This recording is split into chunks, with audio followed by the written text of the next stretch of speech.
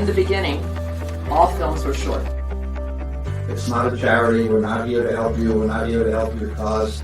We're there to make our money make money. It probably takes a year to 2 years to really start seeing money.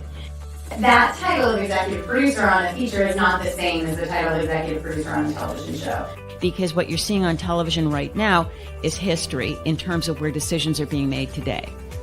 Don't give yourself a bad review before you start. I'm sorry, I'm super awesome, and this is my pitch. What are recommendations for packaging? Getting to the right person at the right time, and you have the right piece of the package that they want to see. And be able to adjust, because the plan will never execute exactly as you plan it. If you set aside money for social media, for a publicist, for marketing, things like that, and really you don't have to sit behind those dollars and you can have more control of your own release. You can't go wrong. As for me, I knew that my episode was either going to be awesome or fine. That's the risk you take.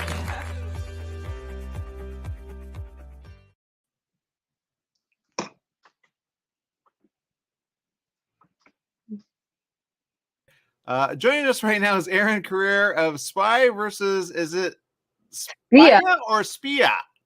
Spia, I know. The Spia in your life you got to spy on. Which is it? It is Spy versus Spia because Spia is Italian for spy, and it's about an American spy against an Italian spy. Oh, even better! I love it. I'm already like I'm having like theories in my head about this. Obviously, it looks fun. It looks like something that I want to see more of. And I know we could check it out right now at the 18th annual La Femme International Festival right now. That's the poster of it. I love the background that you have of it. But is he holding a gun or is that something else? What's going on there? Yeah, that's definitely not a gun. So this is a spy. This is an action rom-com spy parody. And if you see there, that's actually a hairdryer. Okay, I'm not gonna lie. I'm not. Wait, hold up. Does it have like a AK like attached to it, like hidden, or because I see her with the mic? But I mean, okay, what kind of spy is this? So this spy is Carlo Il Bello, and he's a member of something that's known as the Gruppo di Supermodelli Speciali, which translates to the group of supermodel spies. That is an Italian group of spies dedicated to high fashion and jawlines so sharp they could be used as a weapon. So the conceit of Carlo Il Bello, as you can see him doing his little dance there on screen. It's a fun. Carlo Il Bello is perhaps what one might call vain, and he is a great spy, but he sometimes blunders. So, for example, instead of pulling out a gun at an appropriate moment, he may pull out a hairdryer or other items appropriate to coif himself and keep himself as beautiful as any James Bond that ever walked the earth. Whereas the other character, my character, is Erin Anderson. She's an American spy from Minnesota, but she's also Irina Volka, Russian soprano, because of course one of the best ways to ingratiate yourselves into the lives of high-level Russian officials is by singing opera. Okay, well, I gotta say this, it already looks good. It's shot very well, by the way. I'm working on an action film. I'm not gonna lie, I'm almost thinking of you as like directing this, because you really pulled it together on this, and it looks like A, fun, and B, just like something that usually spy movies aren't, which are like, oh, I want to watch, you know? Thank you. I will say we had an amazing cinematographer. Her name is Janine Sides, and she's also a stunt cinematographer, meaning she did a lot of the action and fight scenes we did. She was literally in the middle, rolling around with her camera. She has done jumping from buildings with stunt people with her camera. She's amazing, an amazing cinematographer. We were very lucky to get her. Okay, I'm excited for you. I'm excited for the entire thing that you're doing there. Again, it looks fun. It looks like I know it's like, how long is this? It's made for television and/or, you know, I could see this as a film though. Are you like in talks for that, or? I would love to be in talks for that. We originally wrote it, so we've written multiple episodes, and we wrote it such that if we were to film them all, it would actually also give you the experience of a feature film. Um, right now we have just this proof of concept pilot episode, and I would love to make it a feature film or a limited series or whatever, however it would like to live. We actually filmed it just before COVID, and then we had COVID to edit and put it together.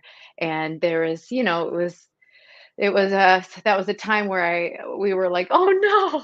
And now I'm so glad that we finally got to finish it and bring it out after COVID. So I would love for it to be a feature film and or anything anywhere else that would like to live. Well, I can see any and every like makeup artist kind of like be like that other spy, you know, because they got to go anywhere and everywhere. Kind of like what was that one with Affleck, and he brought like his entire team to kind of like remember they were like part of a news crew or something, and they kind of yeah, that one. Yes.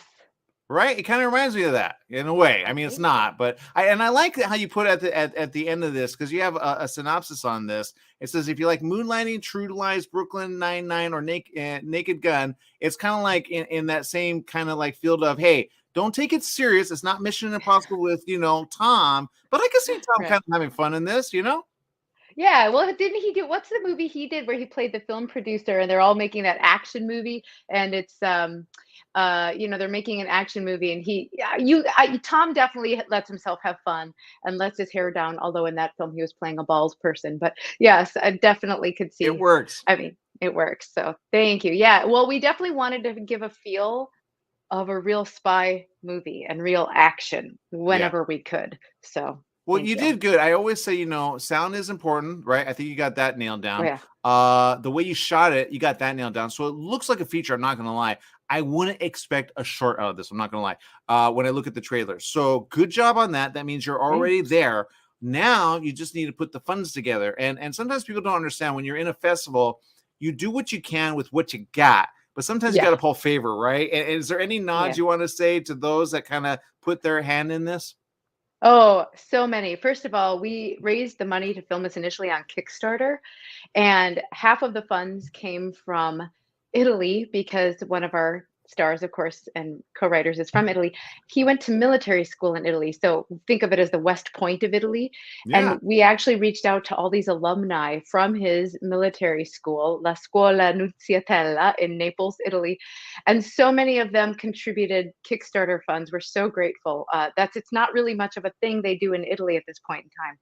And then the music is by my friend and brilliant songwriter and rocker, Mark Malman. I'm so grateful that he contributed the music and wrote the theme song. And there are so many people that it's almost too many to say thank you to, but John Norton was our editor, and he really did such an amazing job for us. And I kept making changes and changes and changes. So I'm just so lucky. All of the people, Evan, Graham Dunn did our post-production sound. So many people contributed. I'm sorry I can't name them all right now, but you'll start playing me off with the music. So, well, here's what I love. It looks like film, right? And right now we're at a time where I'll give you an example. I probably watch every other day something with my mom because I want her safe, right? I don't want her to get any virus, right? There's so many viruses out there, right? And I say, okay, what do you want to watch next? And she's like, okay, I want to watch this, I want to watch that. But if it's got action in it, and yours does, she's like, okay. If it has like just like talk, it's got to be like intrigue. And so she likes a lot of international stuff as of late. She's been watching Paris films, France films, and she doesn't even mind like the occasional like dub, right? She doesn't like reading. She hates reading. But I go, okay, we're at a time where you can watch these films on your device, on your TV. And recently I got like a TV because the other one burnt out because we had like a power surge or something. And I got it, at like, Target for like, less than like $300. But my point is this, you can watch your film and you shot it really well. And what is that? Is that 4K or just because it looks pretty like high def? Yeah, it's 4K. It was actually one of the reasons we were so lucky to get Janine to shoot it is that she had just gotten her brand new camera and she wanted to play with it before she went back to her job on Queen of the South, if you've ever seen that show. Yeah. So we were so lucky. She was like, yeah, I'll come I happen to have this time open up. I would love to come play with my camera and experiment and make sure I really know how to work with this on your proof of concept TV pilot short film. So we were lucky to have that. And I do hope that, when people watch it, they laugh.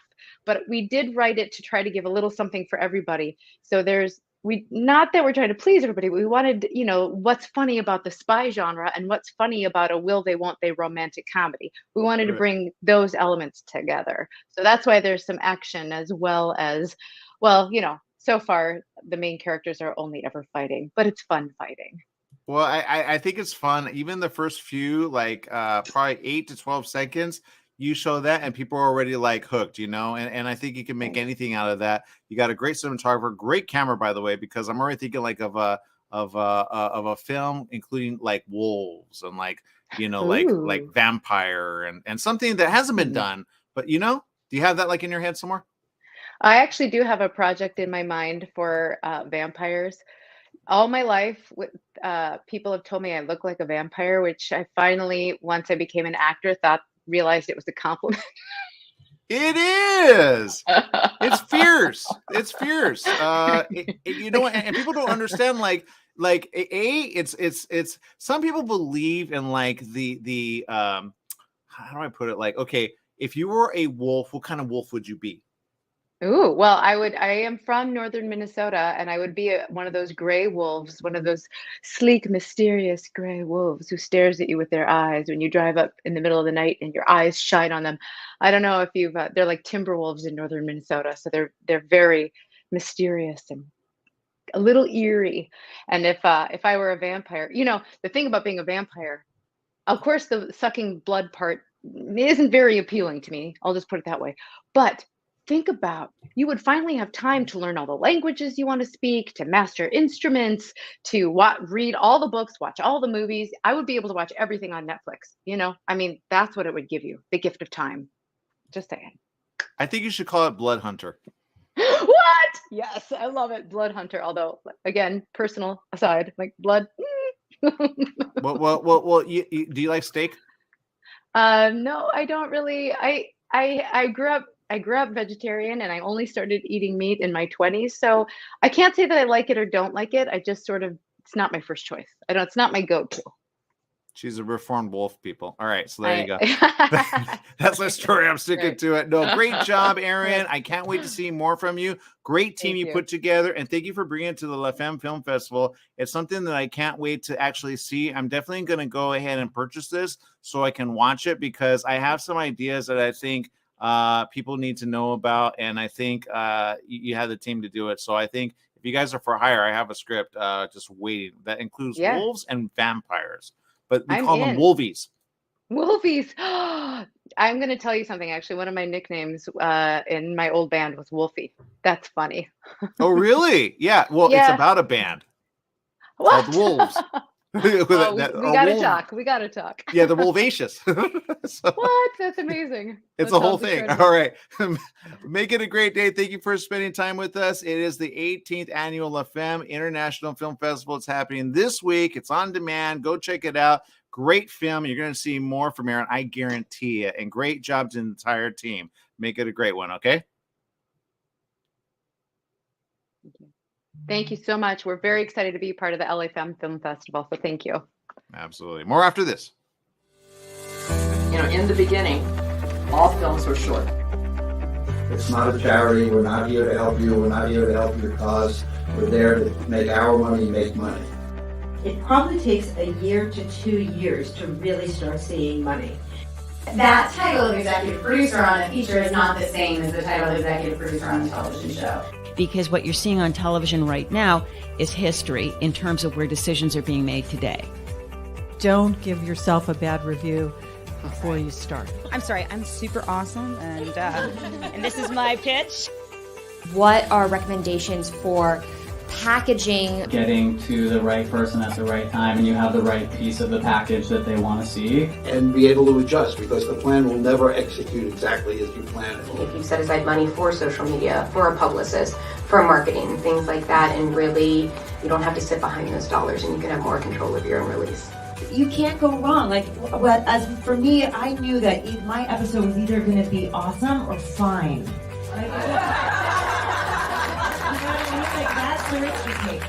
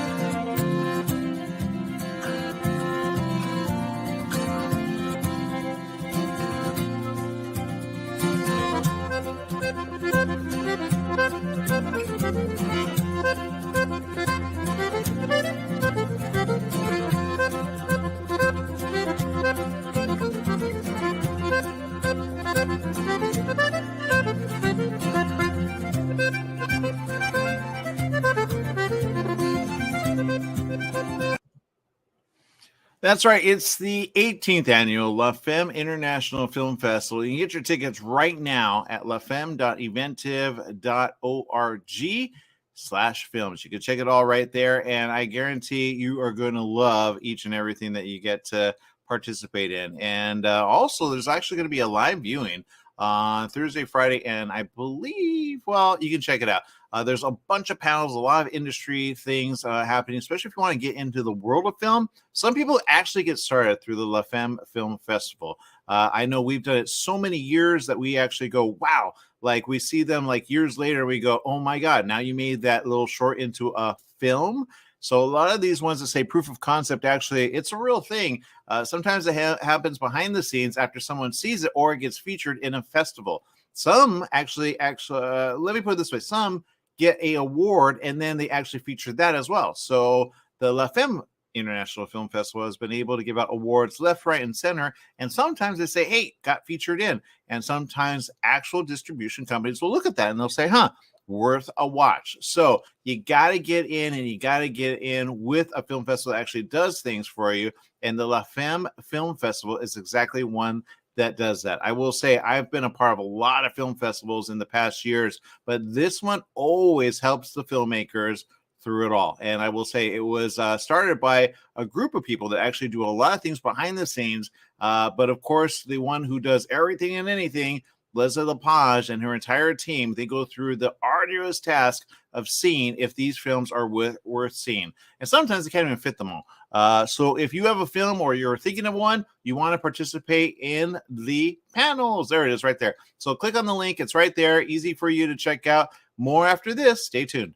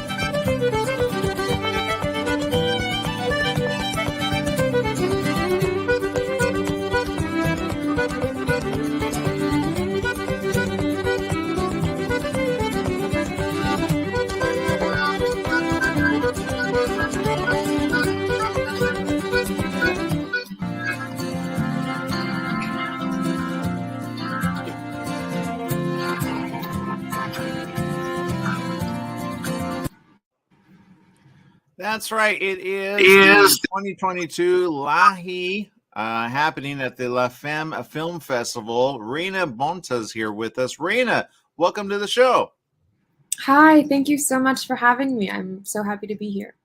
No, we're happy to have you with us. I understand this is actually a film. I know you did this with some great people. Can you talk about it?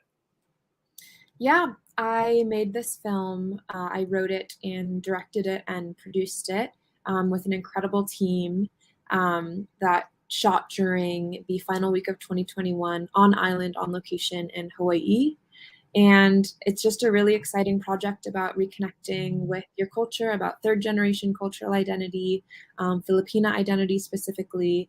So it explores a lot of really important themes that are close to my heart and close to my history as a person and a filmmaker as well. Okay, first of all, great job. That's number one. Number two, I'm looking at this and I'm a little jealous. I'm not going to lie. What does Lahi mean, by the way? Because I understand she returned, the character Mimi de la Cruz returns to Oahu, which, not going to lie, I'm like, I need a vacation. Do you got the hookup? Right. Lahi is a term in Tagalog, which is a language native to the Philippines, that translates to race. It's a word that means kind of, you know, about your heritage and where you come from. And it's a word that I actually learned recently when reconnecting with my Lola, who is my grandmother. That's the Tagalog word for grandmother. And she is someone who's been really central to the project, has inspired a lot of it as well. And she actually appears in the film as an actor, as our Lola apparition. So creating the film and even going as far as to naming the film as a word that was inspired by her is something that's always been a real pillar of the process of making Lahi. Okay, now I appreciate you more than you know, because I understand you are you studying film, and is this like your, because I see the student thing next to, you know, short. Yeah, I just graduated from Yale University in Connecticut. This was my senior thesis project, so it was in fulfillment of my degree in film and media studies. And it also is kind of catapulting my postgraduate life and real world life as a filmmaker. So it kind of served two key purposes in that way. And I feel really grateful to have made something that is both something for school, but also is kind of helping to break me into this industry. Well, one of our social media viewers right now, Rich, is saying, what was the easiest versus hardest part of making the film? I think he wants to go to Hawaii soon. I think one of the hardest parts about making the film was definitely doing this all during a pandemic.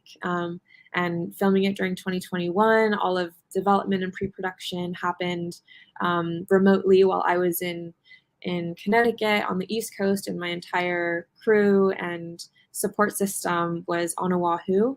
And the easiest part of the film was the people that helped, make this possible. It was the incredible support system that I had, and I primarily met, most of them through my year away. I took a year off during the pandemic from Yale to kind of make sure that I was getting a really enriching experience still, even though we were kind of doing classes and academics through Zoom.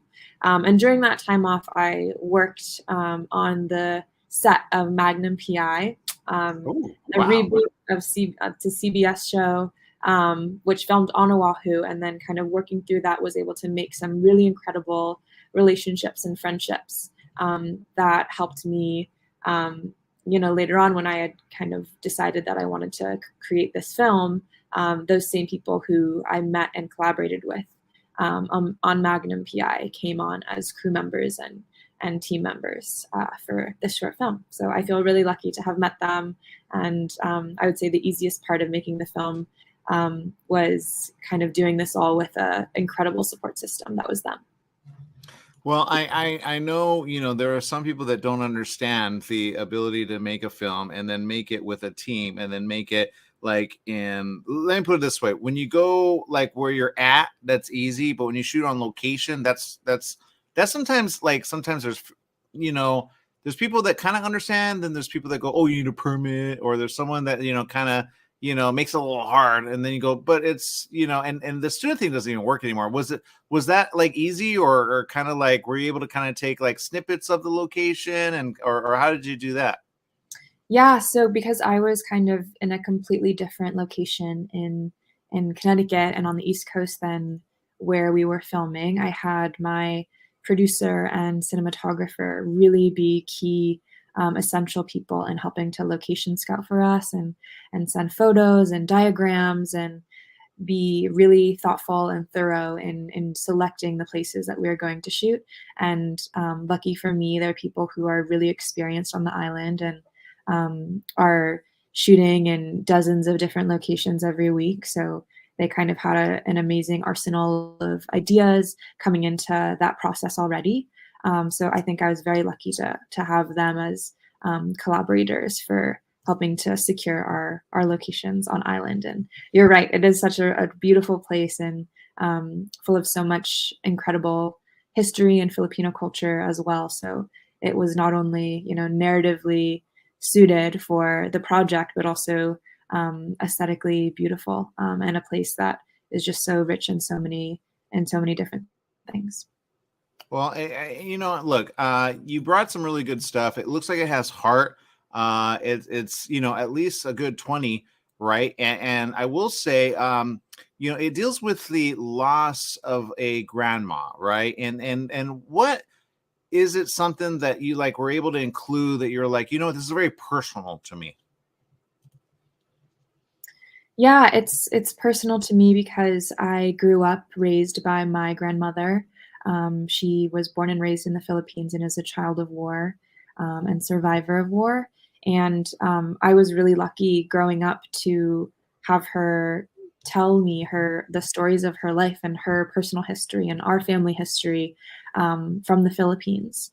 And the film is personal to me in the sense that it deals with cultural reconnection. And I think there was a long time for me where I was, hearing those stories that she told me, but not necessarily listening to them. And it was kind of during these more recent years of my life where I've really grown to appreciate her life and contributions to society and Filipino culture in a new way. So I think it's personal to me in the sense that it's kind of reflexive. It's a way of exploring and reconnecting with culture for me as a filmmaker. But the film itself explores reconnecting with culture and appreciating your family identity. So while my grandmother, I am so lucky to say that she's still with me, and the film deals with the loss of a grandmother. It's kind of exploring the more theoretical concept of what happens when the person like your grandmother that ties you to your cultural identity is no longer with you. Well, I'm not gonna lie. I'm kind of glad you actually have her alive. That way, it's not like because some people do that after, and you're like, now you appreciate them. Come on, So good job. Thank you so much. I appreciate it. All right, you can check it out right now. It's all available. It's Lahi. I love the name, by the way. I think it needs to go next level. Is there a film like coming soon, like in the future with this? Do you think? Feature film? Yeah.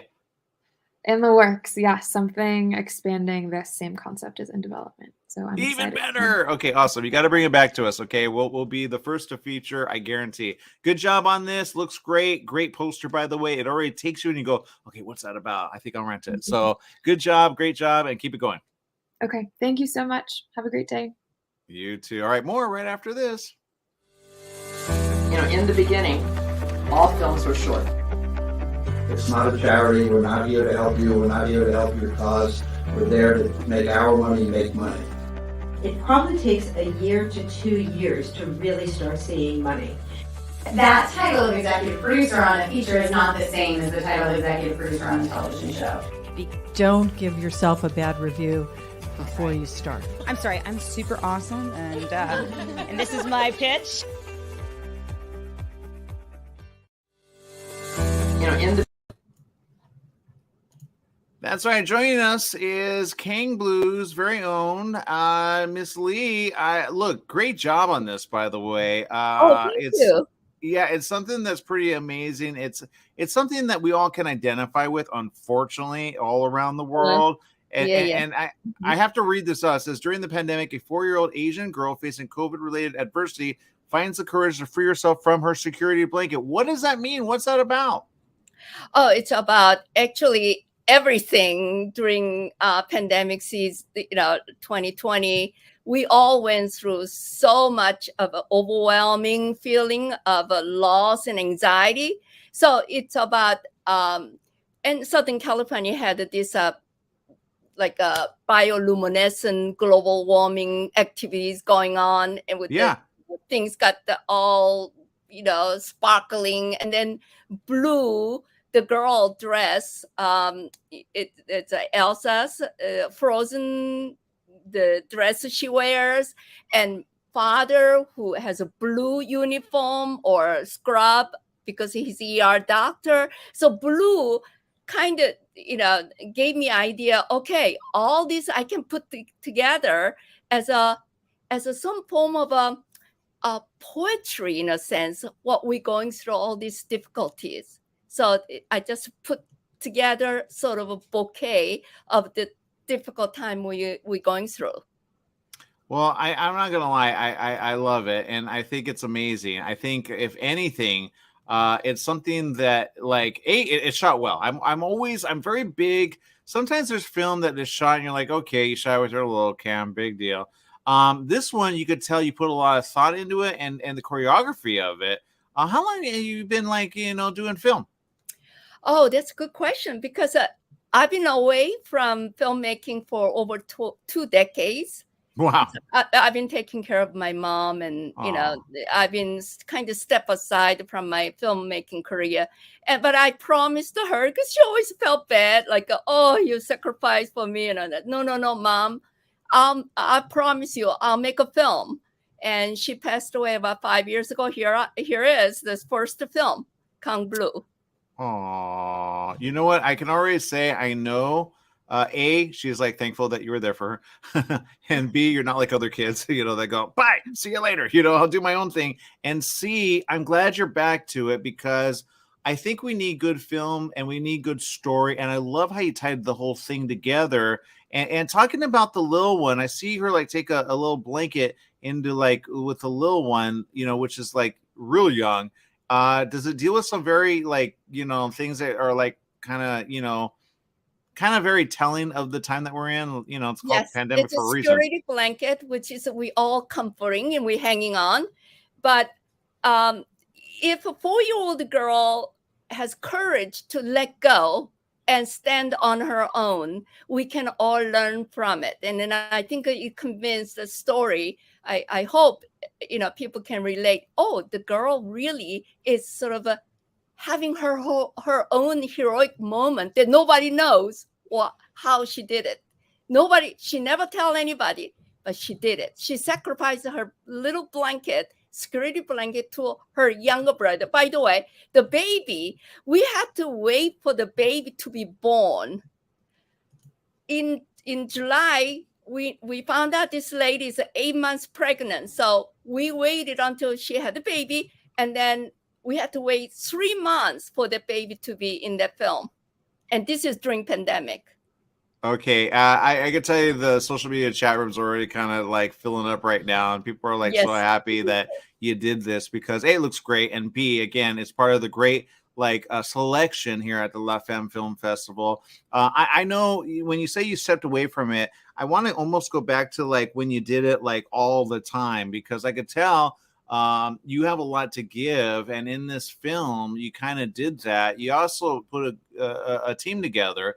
And I can imagine, like, you got more behind you. What's around the corner for you? Okay, I was Sundance Screenwriters Lab 1996, and the feature film project got turned around. It's a story in Koreatown leading up to 1992 riot, which is the 30th anniversary this year, and we still do not have a feature film actually. It's voiced by, the Korean immigrants' voice. So I'm looking forward to launching my first feature. Well, you know what? Good. I will be there to support you 100% because it already looks good. And if you need anything we'll talk. But that's a great thing about the La Femme Film Festival, which a lot of people don't understand. It's a social thing. So other filmmakers get to meet other filmmakers. Sometimes we do a Zoom thing, and then we get they all on at the same time. And then we go, okay, what project are you working on? What can you need help with? I know about in 2020 and 2021, especially 2020, Leslie did that. And we had like this like wine thing after the fest. And anyone that actually bought a ticket could participate. And everyone was like, okay, talk about where you're at, team up with somebody and then make it happen. Right now we're here. And you did it. Good job, by the way. Keep it going. We have a question here from Rich. He says, any advice on working with children or babies when making a film? Because you did make it look effortless, by the way.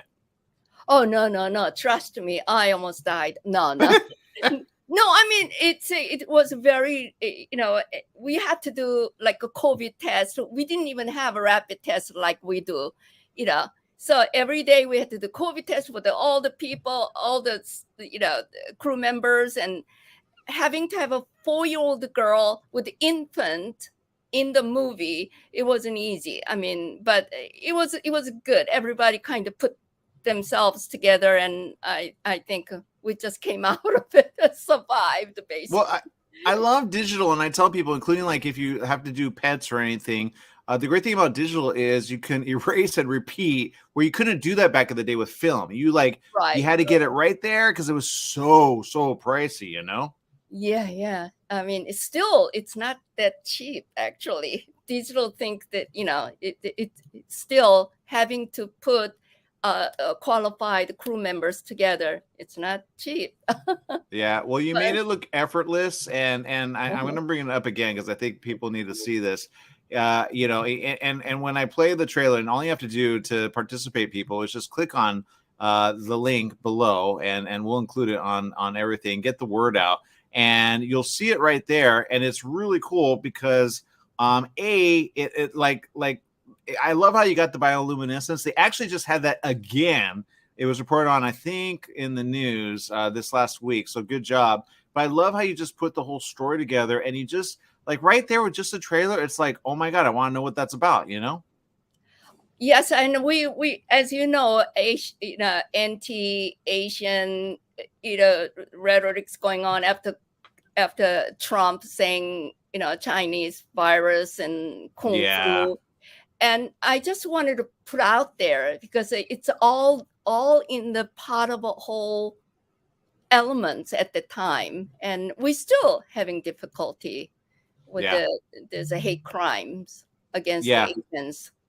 Well, and I've seen it, and I said, do you live on the same earth? Like, do you have a cold? Do you have a flu? Did you give it to someone else? Do we call it the Trump virus? What they, so anyway, that's my story. I'm sticking to it. I know I'm going to get somebody saying, hey, how dare you? I say, hey, we're almost at war with Russia. I mean, what do you think? Right.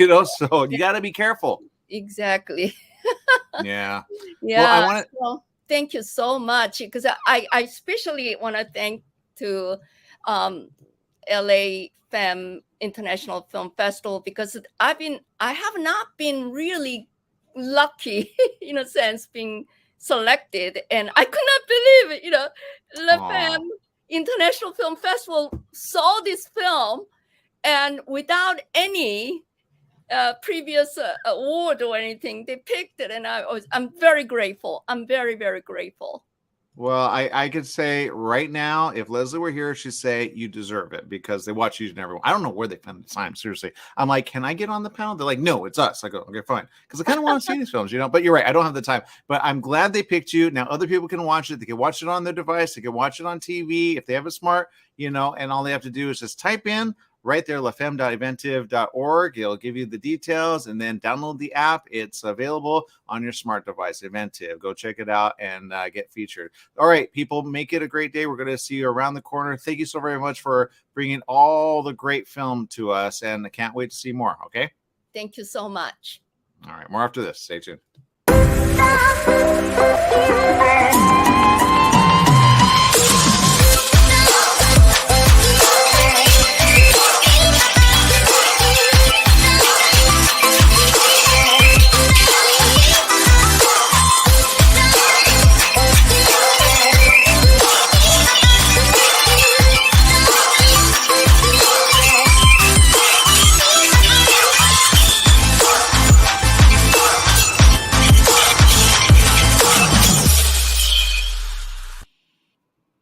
We got with us Marissa Cohen, which I'm not going to lie, Marissa. I think when it comes to lighting and cinematography, you're probably the best, set design. There was one other one that we had, maybe a wolf thing with earlier. But how, did you light yourself, or did you have it lit? Or, is that part of a film that you're on? Are you on the, backstage of a new feature you're doing?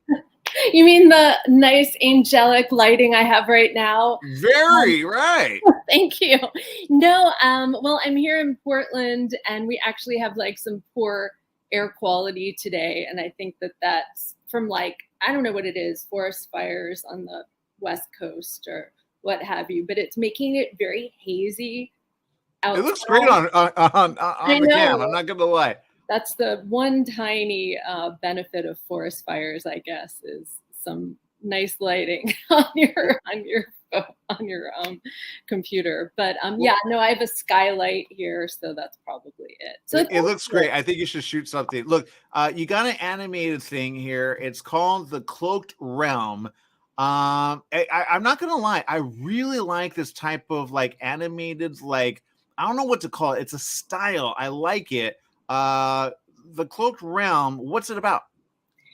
So the Cloaked Realm is 2 stories from American science fiction writers who wrote about 100 years ago, actually. And we put these 2 stories together in a feature where we fully animated their stories, which foretell many science fiction themes and current issues, even though the stories were written so long ago.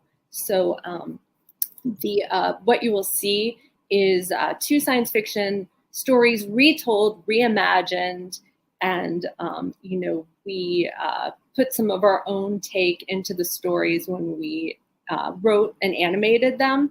So yeah, that's what we did. We've been working on this for almost 10 years now. It's been an epic project. Yeah, we have a small team. We've all put our hearts and souls into this. We really wanted to bring these old stories to life because we think that a lot of people, don't know about them. They have, like I said, they have a lot of very modern, relevant themes for today in them too. Well, I think it looks good. I think it's telling It kind of reminds me of something like I like Black Mirror, right? And Mhm. it has that kind of feel, but animated. You know what I mean? Not like Animatrix, but although that one scene at the beginning kind of reminded me of that. Like many stories, all telling a thing, right? Yeah, oh, that's a great comparison, Dark Mirror. I love that show because what we have here is we try to have like a lot of twists and turns, you know, things that you're not expecting in the story that will be like surprising and just kind of unusual animation that you don't see every day. Yeah, exactly. And I understand we can find more at Cloaked Realm. Very cool. Rich also is asking this question: animated sci-fi, such a unique combination. Are there any movies that inspired you to make the Cloaked Realm or affected how you visualized your film before rolling the camera? Ooh, that's good. We didn't even All roll right. a camera, Rich. But I like that. I don't know. We're fans of a lot of the old classic science fiction movies, like Star Wars. Everybody says it, but the old Star Wars, things like Tron. We got when we screened once, we got compared the style to Eon Flux, and we were like, we love that. That's so great because those are some of our favorites when it comes to something like Eon Flux, when it comes to combining sci-fi, animation, storytelling. We just like that one too. But there's a lot. I should have had a nice little cheat sheet here to tell you all my favorites. But and I'll say this, what attracted you with these stories that put like a whole theme together? Because it usually is a theme, and I like how he said anime plus sci-fi. It's a unique combination, and it's one that works, especially like when you want to make it like a film. Because I just saw something, it was an anime, and I showed my mom because I like anime. My mom doesn't really, care for it, but I'm like, this is interesting. It was a film, I think somewhere from like Asia or something like that, and it was about time travel. He goes back as a boy, saves the girl, and then he goes back and forth, back and forth, back and forth. But his past affects his future affects his past. Then they made a feature, and I was like, and they took every scene that they did in the animated and they made it feature. There's other films like that. And you go, wait a minute, like, you think Sin City, like that's based on the comic. So I guess my question is, if they wanted to make this a feature, how could they, using your series, you know what I mean, of special stories? if who did? If who wanted to make a feature? I just missed the beginning of that. Oh, anyone? Kind of like, okay, I'll give you an example, backwards. Matrix had Animatrix, right? Mhm. But that was like little short stories about the world of the Matrix, right? And now Right. Matrix lives on, right? You got 4, 5, 6, 7 coming pretty soon. So what would you say, like with this, like if somebody had a story and you wanted to highlight that in an animated, is there a second one, Cloaked Realm? Oh, yeah. Well, actually, we made a whole series of stories. It's like an anthology series. And this feature here is our director's cut. So we have a whole, this is part of why we've been working on this for so long. We have a whole series, 10-episode series that we're just finishing up now. So this is kind of part of that world that we created. But yeah, I see what you're saying about the bounce back from live action to animation. I mean, one of the reasons I've always loved animation since I was, 12 or 13 is like, it's possible to tell stories that you might not be able to tell with, live action. You can't, well, I mean, you can if you're a huge budget production, right? But as an independent filmmaker, it gives you the ability to go anywhere, have all kinds of special effects. It's kind of wild what you can do with animation, right? I feel like that's a tool and filmmakers will be exploring more in the future. It is, and if I may kind of like bridge a gap, sometimes people that do comic, right, they wait for a feature film. But there's a lot of comic going like Marvel or DC. They're not going like independent unless you're like Dark Horse, like Hellboy or some of those, and you got big budget. But animation is the next best thing, especially the way you did it. I know it takes time, it takes effort. You said this is a project that's kind of had some time, but let's say somebody wanted to take a comic, like a first issue or a 0 issue, and then make using your animated, like, because you have a team, right? Right. Yeah, I mean, how would you do it? I mean, we just had the vision that we needed to do this. So we did a lot of research, looked at a lot of animators' styles. We found a team that we thought was a great fit, who they're also really passionate about science fiction and bringing these stories to life. So we have a synergy with them. So I would say if you want to bring a story to life through animation, things are more possible now than they were in the past. I think that, if you get inspired and do research out there, who might want to work on this with you, who might want to animate it, maybe you can. It's hard. I saw the interview you did earlier with the woman who animated the 20-minute piece herself. That was awesome. So yeah, yeah, I've been watching some of your interviews today. So yeah, I mean, you could try to do it yourself, but that's sometimes, you can find people who you have like synergy with, who want to work with you. And we ended up, one really cool thing is we ended up working with people all over the globe, really. Like the tools that we have today allow you to, if you want voiceover actors who maybe they live in Korea, maybe they live, on the other side of the planet, you could work with them potentially through voiceover. And, you can do so much even when you're not in the same location these days, like we are doing it, interview right now, right? So I'm so glad you just said that. I literally just sent a script to a little kid that I discovered his mom I have on the show. I do, on this station. And I heard his voice over like Skype, and I'm like, is that your son? She goes, yeah. I go, I have a story. It's including a prince, a dragon, and a kingdom. And if I like get it to you, do you think maybe he'd want to do it? And then he's the one who said, hey, Ma, can I do that? And then she's like, do you have it ready? I go, let me get my week together. And then I wrote it real quick. And then I sent it out this morning to get him to do the voice for it. Cause I tell you, the voice, all you have to get, you get them when they're young and they got that special voice. It's English, but it's got this little twang, he could do a Celtic thing, right? Or a Scottish, or you don't even know where to put it. And you're so you get that, then you could put the animated later, which I know it's going to be an animated flick, but at the same time, there's so many ways to tell a story through book, right? You could put a book series of that, which evidently they did. And then you could put film eventually, but this is called proof of concept. But I say, get it seen, get it made, and then get it next, for the next, what's around the corner for your next flick?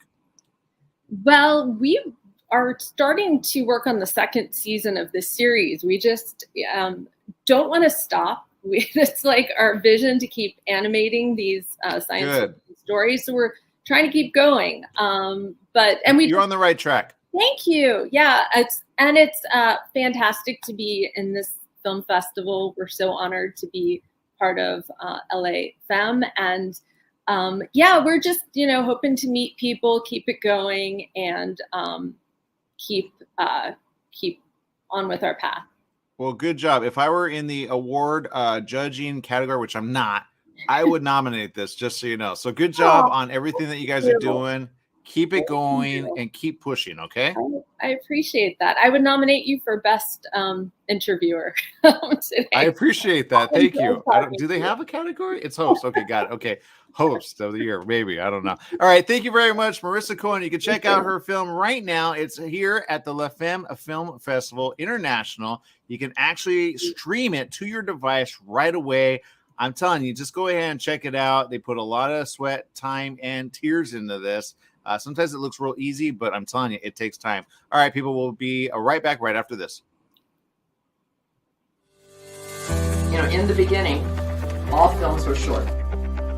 It's not a charity. We're not here to help you. We're not here to help your cause. We're there to make our money make money.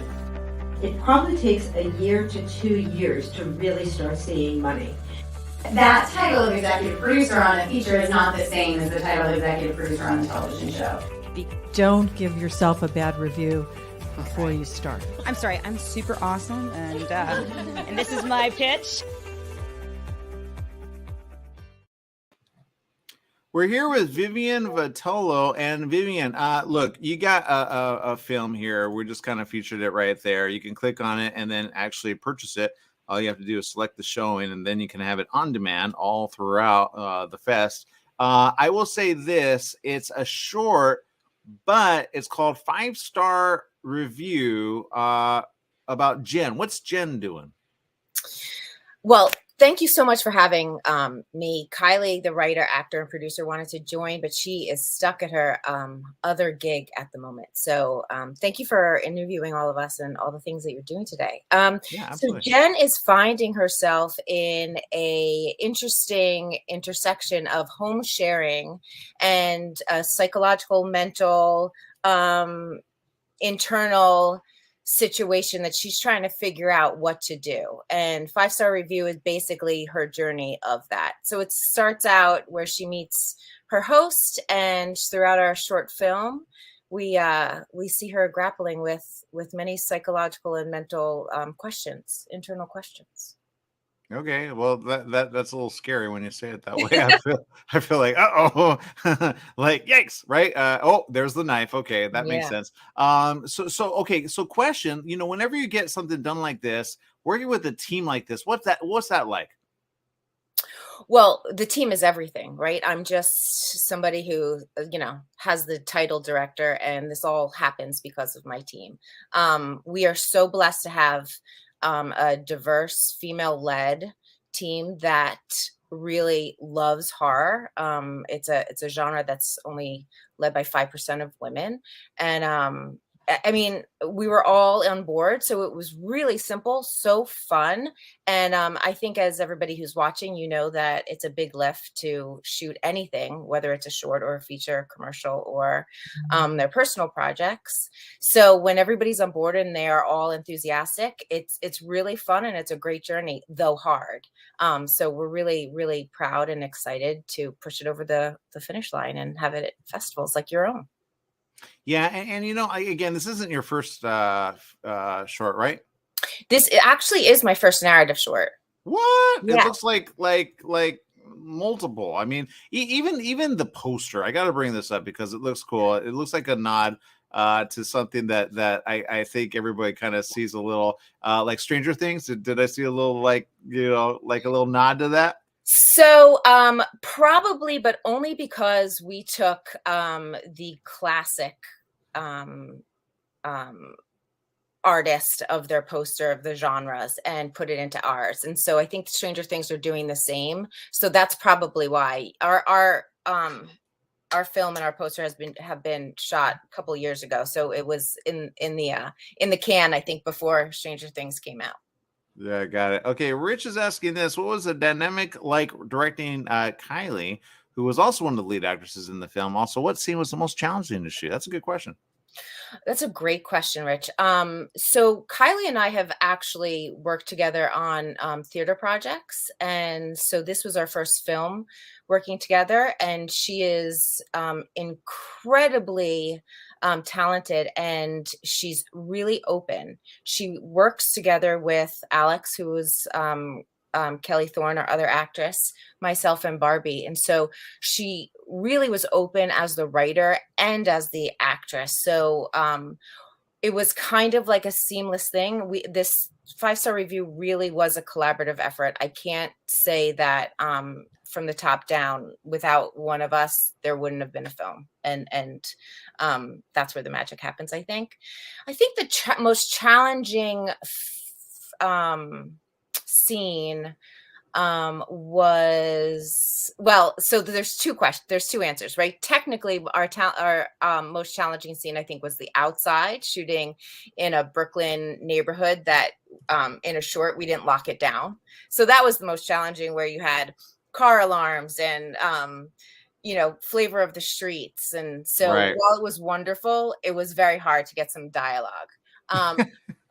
People underestimate, right? Anything and anything can go on unless you have a crew, or you have police ready to go, or you have you know what I mean? And that's usually like big budget, like Marvel, or Yeah. And you know, you kind of really appreciated those budgets when you're sitting there as, you know, shooting in 3 days and you know, knowing that you only have a certain amount of takes to do, and you're kind of like, okay, do we go with the happy accidents? Do we you know, looking to Ben, who was my sound guy, and you know, do we have it? Do we have it enough?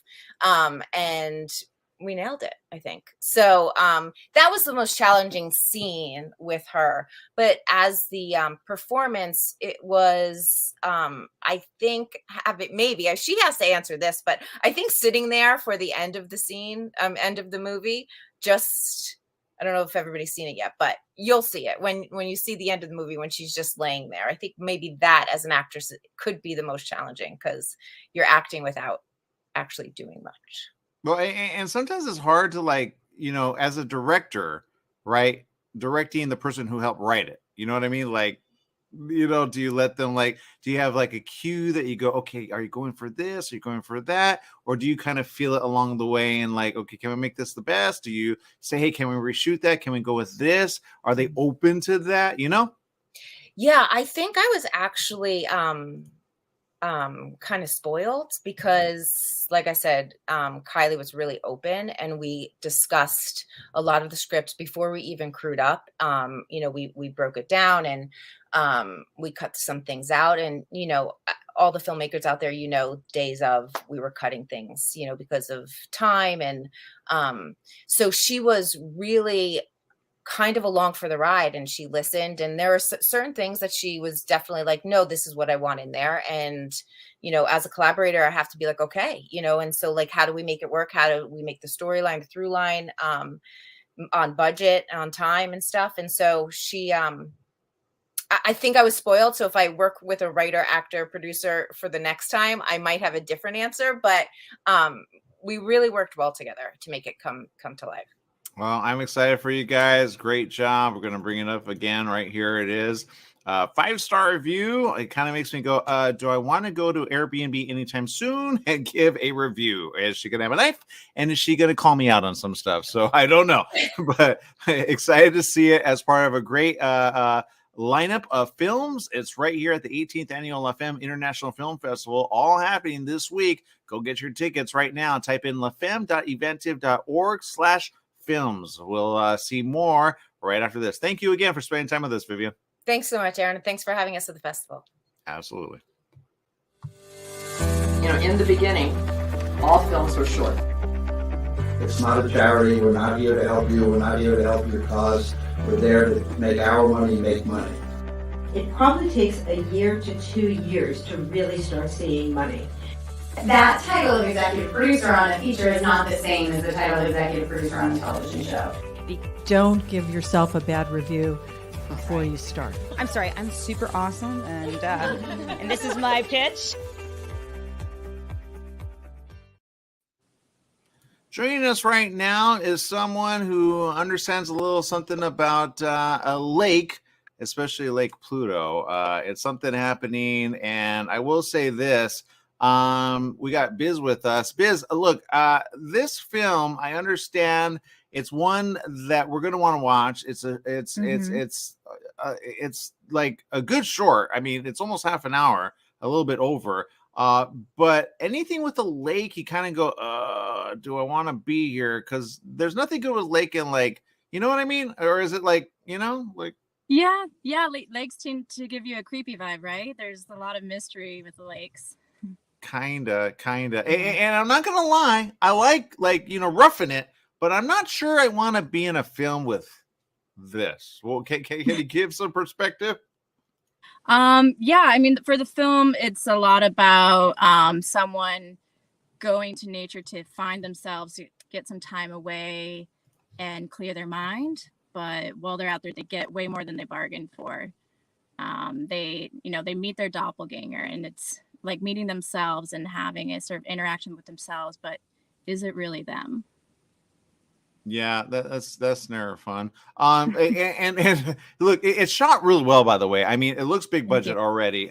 So great job on putting a team together. Not gonna lie, I don't know how you shot it with all those lake scenes. Did you use like a drone? Did you use? I mean, your cinematography is amazing.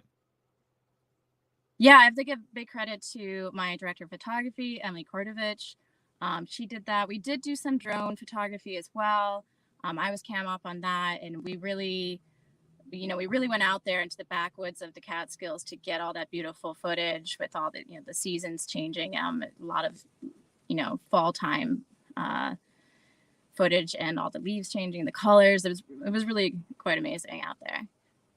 Yeah, not sure I want to meet my doppelganger. Wait, so can you give me kind of like a clue what happens when you meet your doppelganger in this film? Like, what are you supposed to know? Or because it looks like do they take your life? Did they take place of you? What goes on? Well, I mean, the main character, she thinks she's just there, and she luckily found someone who she can talk to about all her problems, because this double knows everything about her life. But really, the double is someone else, and they have their own motives to, what do they want out of this relationship? All right, that makes sense. In other words, okay. Well, look, I think it's great time, right? It's October, right? A lot of people are checking out like horror, and kind of, and I don't know that I would put it like in the suspense thriller category, right? Yeah. Okay. Yes. Yeah. Not horror, but definitely a line of suspense in there. But I want to see a film out of this. Can we make it happen? What would it take? I mean, I do think there's more to explore to the story and the characters, and you could really get into it. And I've thought about it, maybe it'll become a feature, but, there's also other sort of sci-fi, what I call sci-fi light stories that I'd like to explore as well. Okay, well, we got a question from social media, and it's coming from someone. He says, do you have any advice for filming at a lake, especially either outside during the day and night? I have a question on that, by the way. Is there any, because when you feature anything over water, you got to be careful of reflective surfaces, right? But when you get things in the water, I'd be like, certain people are like, I'm not going in there. And you're like, dude, do it. And then you got one take, like that woman going in. There's only one take. And you did it at the calm of you know what I mean? And that question is by Rich, by the way, but that's the rest of his question. He says, it looks really difficult. Light, bugs, nature.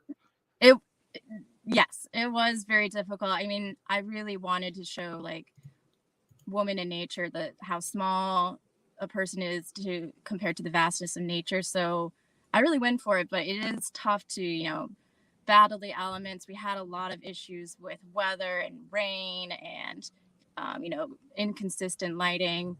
I did find a beautiful lake where, it was backwoods country, so there was no problems with other people being there, but, had to get my cinematographer out there and waiters, get her in the water. You have to make sure your actors are comfortable with getting in the water. It's freezing out there. You got to be ready to bundle them up as soon as they're out of the water. There's definitely a lot of logistics that go into it. And as far as the reflections and stuff go, I mean, for me, that was the fun of it. And part of the whole point is that you see a reflection in the lake, and that's something I wanted to play up. Well, you did it well. I'm kind of going, uh-oh, right? But I got to watch it. It makes me want to watch it. It's called Lake Pluto. It's one of the many films that you can find here. And I will say, what I keep asking this question. I'm going to ask it a little differently. What do you want to do that you haven't done yet? Because it sounds like, I mean, I would make this into a feature, not gonna lie. Because I think you have what it takes to do that. Because there's a couple of films that's reminding me of, there's one called Smile, which is kind of creepy, not gonna lie. We talked about it on our show at ABC Radio. But I will say this. I think there's another one that they just did with I didn't understand it, but it's kind of shot in that I don't know if I want to go into the woods anytime soon, but if I do, I kind of want to come out maybe as the doppelganger. You know what I mean? What's the other attraction to the other films that you want to do other than this? Because I really think this is a feature. Yeah. I think what I really like in terms of genres is what I've been calling sci-fi light in my head. And it's something where it's real life, but there's just one small twist to reality. And so, you know, in this story of Lake Pluto, it's just a woman going to the woods camping, except for there's one thing that's different than reality, that are normal lives. And I think that lets you explore different stories beyond sort of like the regular natural world. Okay, well, you know what? I say make this a film 100%. I think it's a great calling card, and I think you could bring all the actors back, and then you could do a part 2, a part 3, a part 4, kind of like the Destination series. You know what I mean? Yeah, or a limited series or something like that. Yeah, because it's a good idea. You know, I know it's been done differently in different ways, but I like the way it's shot, and I love the time period that it is. Can you speak on the time and like, because sometimes getting that vibe of like, you know, I think it's called the 60s, right? In the late 60s? Yeah, there's two time periods. There's present day, and then there's like a 1960s era. There's two sets of sisters, modern day and 1960s. And you know, that's a lot of fun doing a little bit of period drama, but you know, because we were such an indie production, we had to keep that small. Mostly it was done through wardrobe, and in part that's because I wanted to show, like, I chose that time period, and I just wanted to show a passage of time and how long like the bond of sisterhood could last. Well, you can get your tickets now at lafemme.inventive.org. You can get it for $49. You can get all the great films. You don't have to choose just one. And again, this is one that I say, get this one and then get all the rest as well. And then, you know, promote the heck out of it. That way, La Femme Film Festival is here to stay. And then, of course, these people get next level what they really want, which again is feature length, because you put a lot of work into this. I say you might as well get paid for it. You know what I mean? I wouldn't say no to that. All right, so there you go. All right, we gotta take a break. We'll be back with more right after this. Thank you for your time, Biz. Thank you so much. Bye.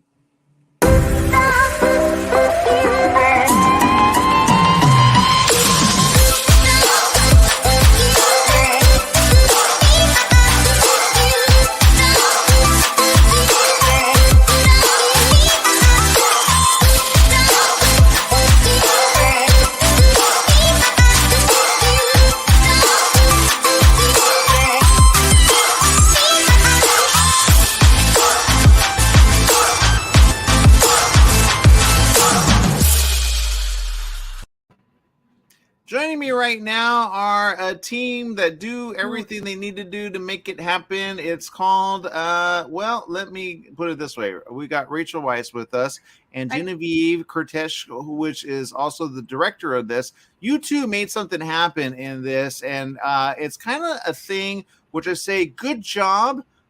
And what is going to happen next? Because lately I've been interviewing a bunch of people that have talent, and I'm like, okay, we need to see the future. We need to see the future. Everybody's like, no, I'm done with it. I'm going to move on. Or the Earl King, what's going on with this? Well, you can take it, Jen. Do you want to answer? So it all was kind of baby born from Rachel's mind, and referencing this. The Earl King is actually a Germanic fable, poem, all that good stuff. Yeah. And it's, we would love to make it into a feature. I think it's got, it could go the length, and it's about a story of a girl who falls in love with a mythical creature, the Earl King. Okay, Rachel, look, whenever you have mythical, I think it's kind of cool, but whenever you have like a tale of the 1800s, including a king and a earl, what was it about this that you said, okay, Genevieve, I'm in? Well, I don't know. We were trying to find a female-centric story, and I am all about adapting fairy tales and fables and kind of showing them for what they really are. So this was one of those where it was, not much of a leap, because the fable itself is pretty dark. So that fable was about a little boy who dies in the forest because the Earl King takes him. So we just switched it around and made it a young woman and kind of her exploration of her own sexuality and her identity. And I don't know. That's stuff that she and I are always into. So it was the perfect fit. Well, it makes sense. And I got to read this so that people understand what they're going to watch. Yeah. It says, set in the 1800s on the edge of the American wild, Leora, a young woman from a strict religious family, runs away from her village into the arms of an ancient woodland god. Already got me. Who inhabits the forest. His name is the Earl King, and has promised to love her and give her freedom. Suddenly turns sinister when Leora realizes that he has other plans for her all along. What plans are that? I mean, that's kind of giving away the whole movie. I know. I don't know if we should say, but we also have this. Go ahead. There's also this theme about like toxic relationships. So it starts, all happy, and you can't imagine life being any better. And then you find out that your partner has ulterior motives and is maybe manipulating you. And so there's some interesting themes in the film that kind of explore that. But I don't know if we should give away what his secret is, because that's kind of the end of the film. Okay, all right. I think Rachel has like something maybe for the next film then that he could do. Is he like in a multitude of them? It sounds like it. For us to make this a 15-minute movie was a huge struggle. The script kept getting longer and longer. There's a lot that we want to do with it that we didn't get a chance to. We have like a whole backstory on the Earl King and, when he was in Germany and all these other things that we'd really like to explore in a feature, but it was just too big, obviously, for a little short. Okay, well, Rich is asking this. What was the casting process like for the Earl King? It was fun. I mean, we needed a creature actor. So that group of people, really fun group of people. They're always up for anything. And we actually got a suggestion from the Creature Creation House, Symbolic Arts. And that's where we found Marty Matulis, and he's the creature actor. Yeah. That's a good name for a creature. Yo, Is Marty. Yeah, Marty. The creature that kills us all. Okay, so Genevieve, I love your name, by the way. I feel like you're kind of like a let me put it this way, like, isn't there there is like a prince and a princess. What is it about this era that really like has that thing that kind of has you kind of going all in? Is it like a dream? Did it start with a dream? Did it start with the idea? How'd it go? I think we both love setting things in a time that's away from now, because obviously you don't have technology. You're not set in a modern environment. You're set in an older environment. We loved that it was in the woods, that life is a lot more basic. It's not all these different things. It's very simple for the characters. And I think we both love fantasies that are set in the 1800s and around that time. And one of our biggest references was The Witch, which has similar elements to our film. That makes sense. Why not have a witch and an earl all together? That sounds cool. I did not want to be in the woods with you guys anytime soon. Does that make sense? Smart move. Yeah, smart. You're like, good, you're not allowed. No, I'm just kidding. Look, a great job on this, by the way. We're all about promoting people that are doing great film. We especially are promoting, okay, I'm going to throw this out there, and remember, don't shoot the messenger. I heard this, and a woman told me this. She said, I keep hearing, and she heard this, I think she was like at lunch or something, or maybe it was coffee at Starbucks, and she heard people talking over their shoulder, or she was eavesdropping, I'm not sure, and they said, women don't know how to direct it. They don't know how to write good film. What's your answer to that? I mean, don't shoot the messenger. I didn't say it. I mean, if you look at Phoebe Waller-Bridge, you look at Mindy Kaling, you look at so many, Greta Gerwig, Olivia Wilde.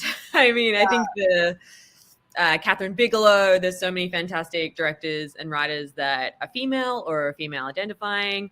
So I would say you just gotta let us in and let us show you what we got. Yeah, evidence. I say don't let you. You might kill me. But go ahead, Rachel. Go with what you were going to say. I was just saying the evidence speaks for itself. If you let a woman write and direct, it's a solid piece of art. I just, it's a different perspective, which scares some people, but, Well, I love that, because sometimes guys don't understand women that love like horror, thriller, like all this stuff. Sometimes they're in the closet about it. I think you need to come out and because there's something about it that some women are like, no, I like romance. I'm like, I have not met anybody that likes romance anytime soon, but they all love horror and thriller. What's that about? I mean, I don't know. I've always been drawn to horror movies. I like the I don't know. I like that you're able to give like a solid message and a cultural view through the lens of horror in a way that it's actually palatable and people are hooked and listening and really watching. That's what we were trying to do. Okay, well, it sounds good. Genevieve, Rachel, great team, great everything. Is there any nod to any actors that you really said, oh, you hit it out of the park? Oh, both are our actors. Yeah. Like both our actors were fantastic. Marty was amazing. Emma, who she looks 16 in this, but she's actually 23.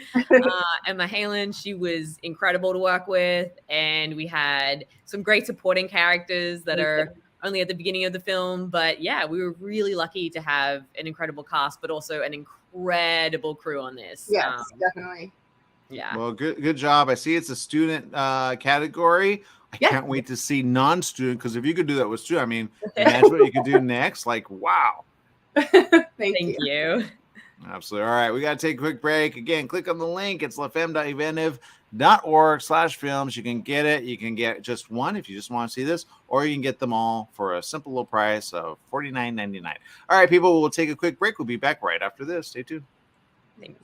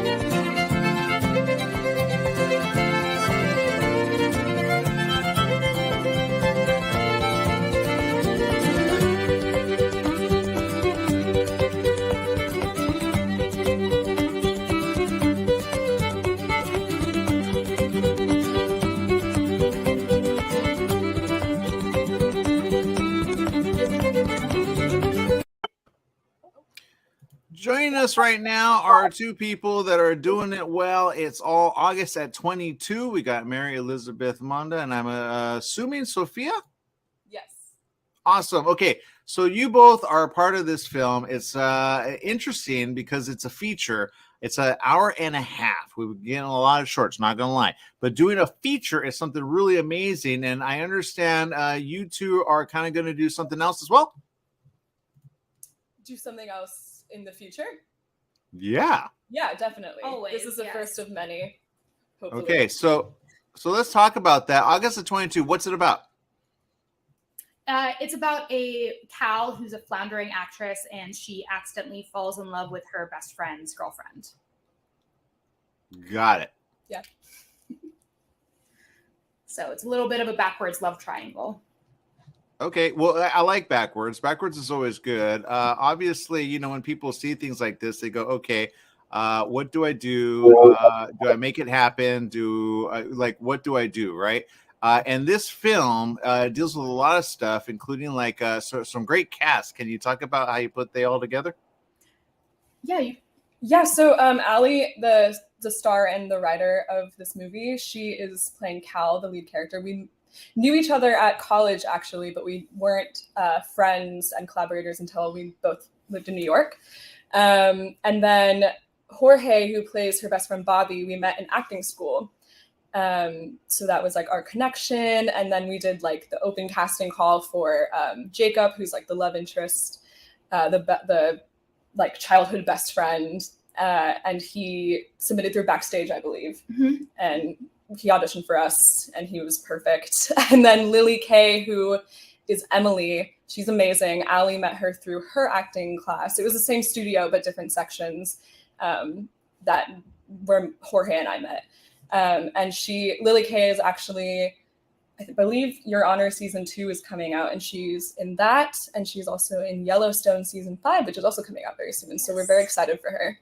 So a lot of our actors came from the same studio, Terry Knickerbocker in New York. So they had similar training. You guys had background together. It was a really close environment throughout the process. Okay, well, I love it already. It looks amazing, by the way. It's a film that I could see a lot of people going, okay, I get it. And you know, a lot of people are kind of looking for like stuff that are like from, let me put it this way, like people that go to college, right? This is like a college type, not real call, but like, you know. Yeah, it's a very young film. We all made it when we were quite, early days in New York. It was all our first feature. So whenever somebody asks me about it, I call it a very young movie.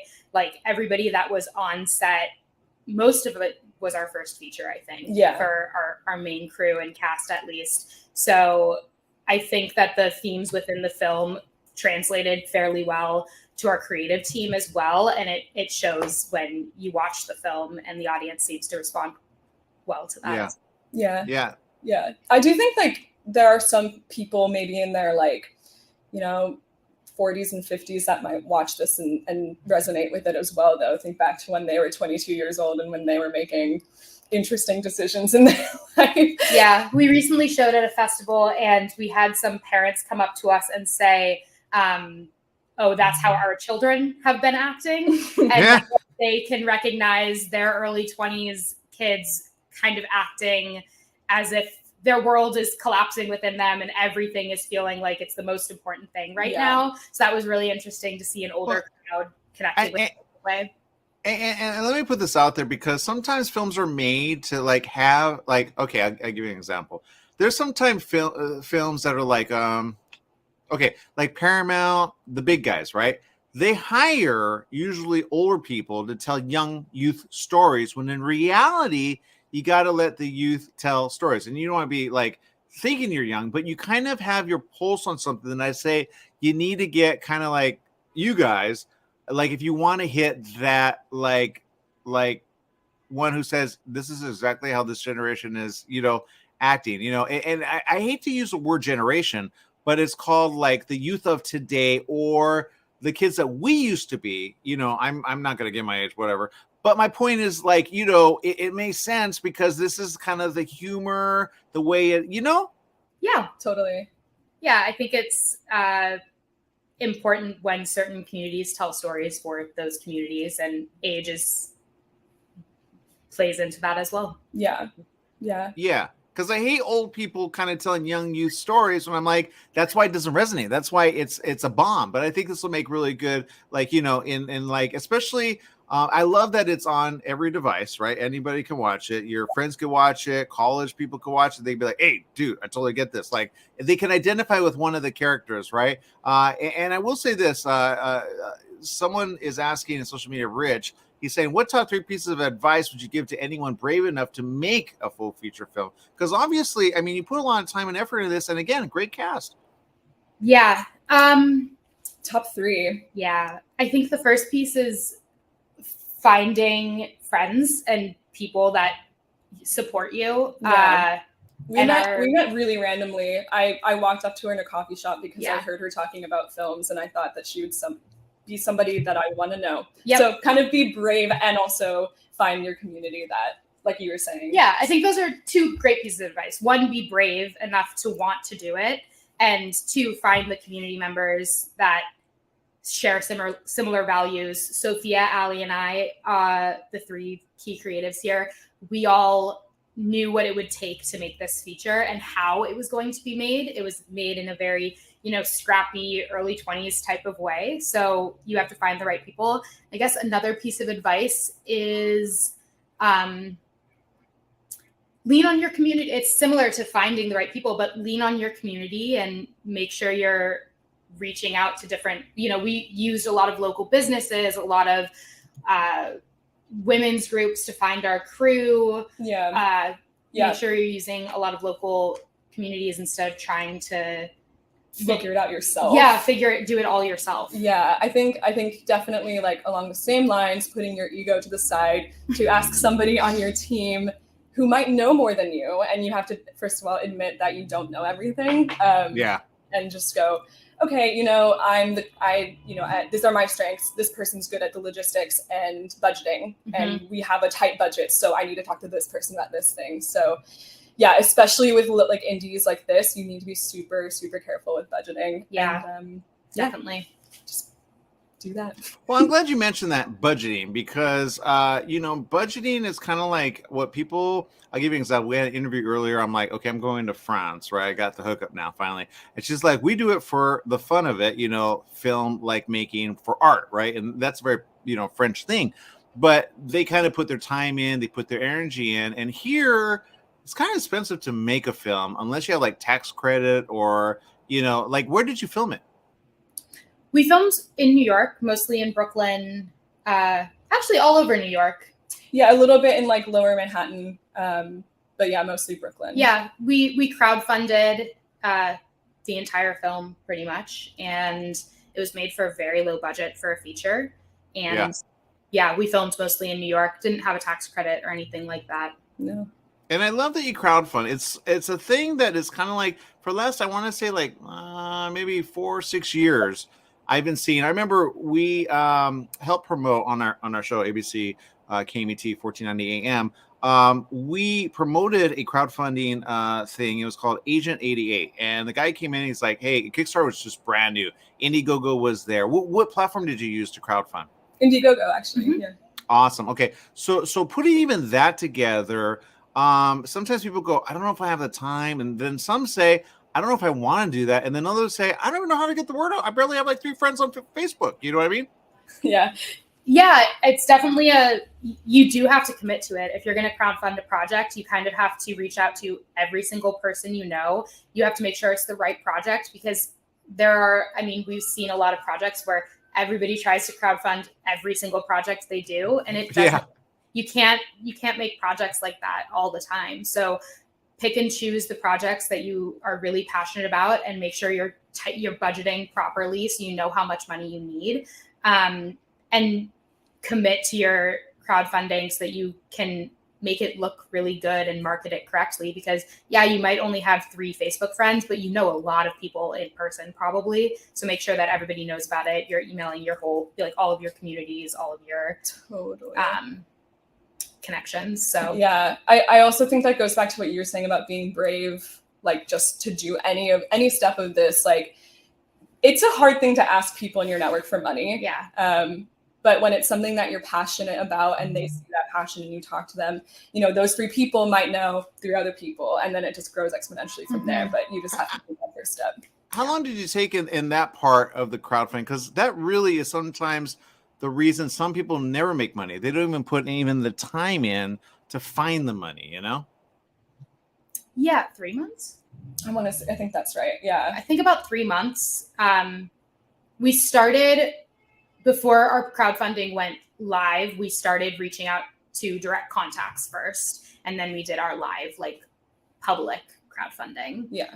So, Okay. Well, public for 3 months. I love that you did it. Don't forget to email them and say, hey, we got into the Femme Film Festival. Thank you very much. You know what I mean? So give a nod to them. And again, we say thank you for bringing it to the Femme Film Festival. The entire filmmakers are going to probably get a chance to see it. I know I'm going to have a chance. So great job. Great team you put together. And I'm pretty sure you probably got some friends out of this and maybe some hopefuls for another film. Are we talking, you know, anything soon?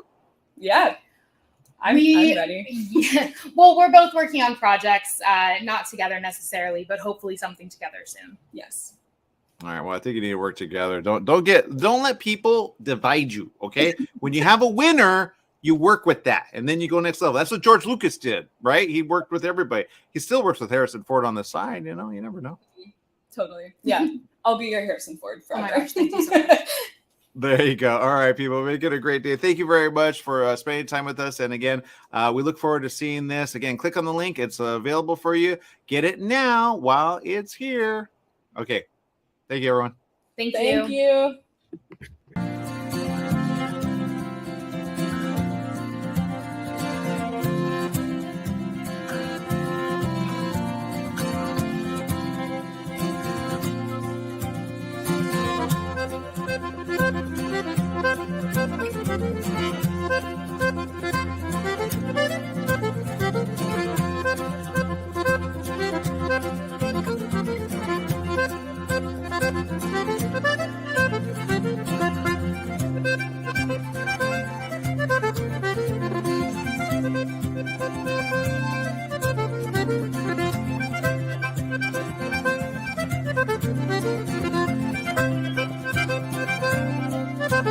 Thank you.